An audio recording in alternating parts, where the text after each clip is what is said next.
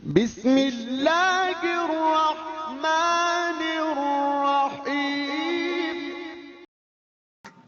वालेकुम फ्रेंड्स, आप देखें फिदा जी के यूट्यूब चैनल और मैं हूं फिदा हुसैन। फ्रेंड्स, एक नई अपडेट के साथ आपकी खिदमत में हाजिर हूं और ये अपडेट थोड़ी हौसला शिकनी करने वाली है उन लोगों की जिन्होंने पंजाब पुलिस एसपी और पीएचपी के लिए अप्लाई किया था। तो सबसे पहले आपको ले चलते हैं एक हेडलाइंस पे।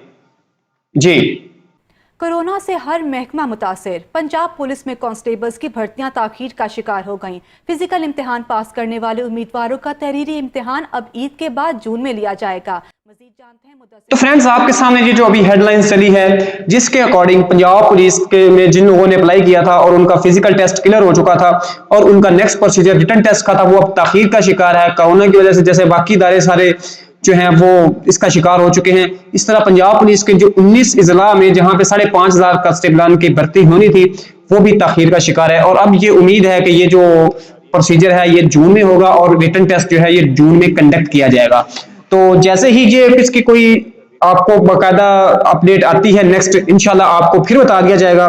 तो फिलहाल जो अपडेट है वो ये है कि जो टेस्ट है वो ताखीर का शिकार है और अब ये जून में टेस्ट कंडक्ट किया जाएगा। तो मिलते हैं नेक्स्ट वीडियो में।